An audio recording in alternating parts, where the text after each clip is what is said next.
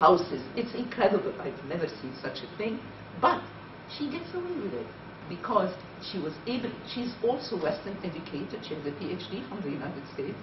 And she understands that these are methods. If she is covered internationally, nothing will hit her.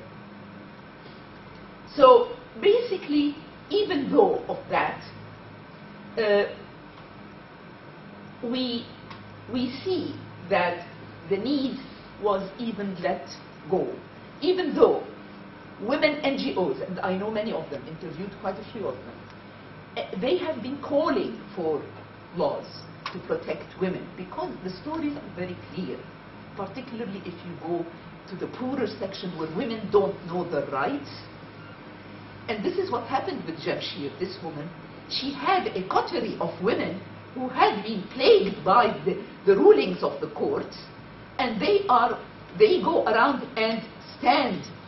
When this was going on, she had an demonstration, but only was able to get 500 people to support her, women. Okay? Let us go into the politicization of this.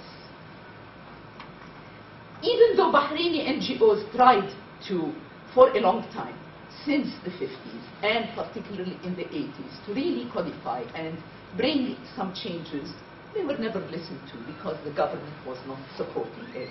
It was only when it was handled by the quasi-government women's organization called the Supreme Council for Women, CSW, which was established by a royal decree in 2001 after the king came to power.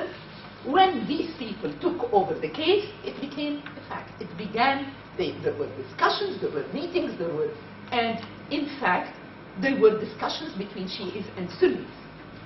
From the very beginning, the Shi'i political elements, the Wifaq, said, okay, we will look into this as long as our rights, and you know what they are calling for. They are asking for a political say, for transparency, for better representation. And the discussion was from the very beginning. Of course, this went nowhere. But the king himself and his wife were associated with this organization, not the NGOs, not the popular organizations of the people. And that already politicized the debate. Already it made the opposition against, not necessarily the personal status law, but against the politics of the personal status law.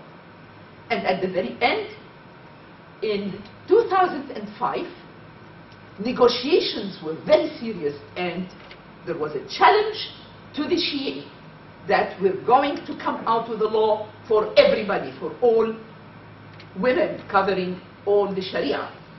And you can have a specificity for Shias and specificity for Sunni, but we're going to have a uniform government control law where the courts will be controlled, better judges, and so on. The politics hit in. Al-Wifaq, under Ali Qasim, who was in the negotiation, he was personally attacked by the government. This is many of the demonstrations. He was able to call a demonstration out which brought out, okay, how do I go back? Which brought out 12,000 people, many of them women, but many males, against. And I tried to discuss this with people who were involved. Why? First of all, it is clear that this was an expression of support for the politics of the Shi'is. Clear. At the same time, many women who went out didn't know what the personal status law implied or meant. But it was their leader who told them, get out and support. Okay? And in fact, the debates revealed that the government and the religious opposition were negotiating and considering bargaining deals to smooth the passing of the law in exchange for political concessions. That did not work. It did not materialize. And therefore, there was the call for demonstration. It became a challenge, and a personal challenge with our friend here, Ali Qasim. Okay?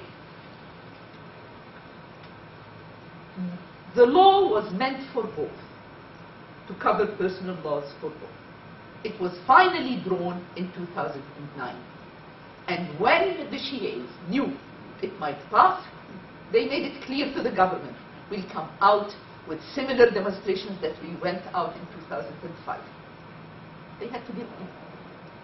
This was directly, it is clear, the government lost, and only a law was drafted to cover only the Sunni Sharia. The Shi'is are still under the old laws, the old courts, and they had to give in.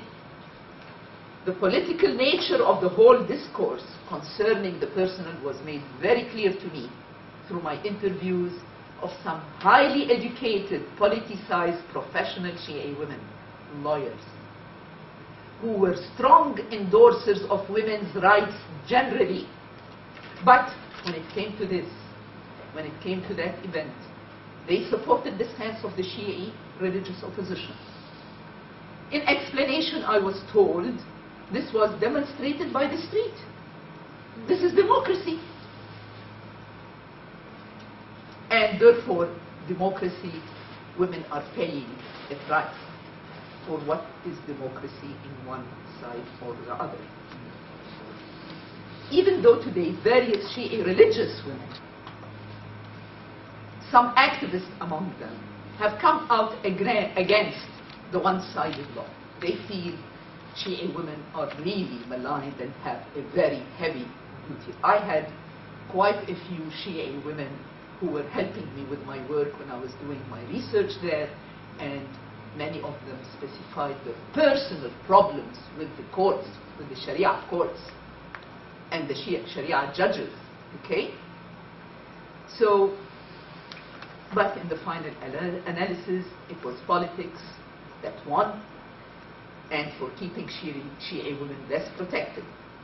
The impact of this situation on national cohesiveness, the fact that we have one law, it really detracts from a national or a creation of a citizenship, citizenry feeling, and the resolution of the ruling bargain.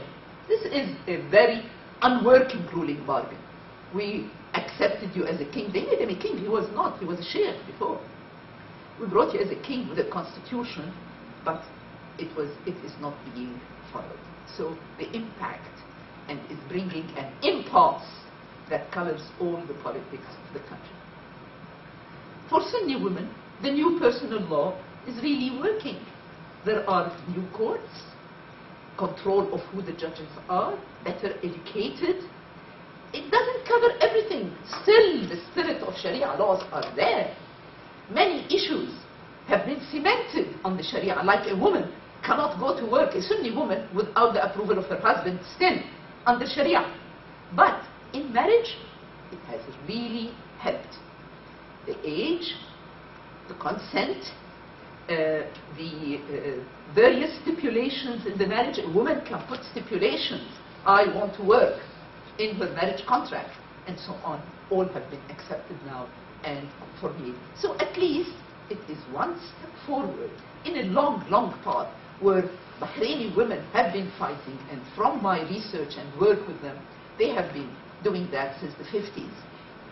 At the beginning of the 50s, it was the educated, smart, leftist, particularly women, who really proposed these ideas, okay? But they were accused of being communists in the villages and so on. So they retracted for a while and then came back in another formula, and so on, until today we have a real women's voice. And you find women ministers, you find, but they are appointed by the king and they are loyal. We find many women in the